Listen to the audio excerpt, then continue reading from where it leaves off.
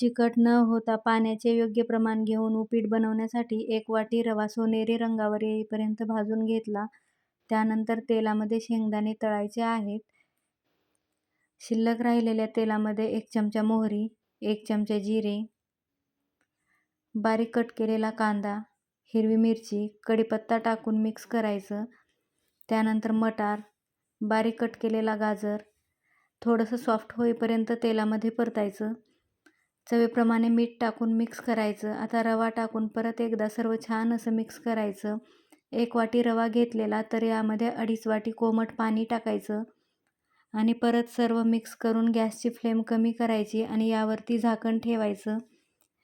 झाकण ठेवून वाफ काढायची आहे आणि त्यानंतर यामध्ये भाजलेले शेंगदाणे टाकायचे, बारीक कट केलेली कोथिंबीर टाकायची आणि सर्व छान असं मिक्स करायचं. आपलं उपीट तयार आहे.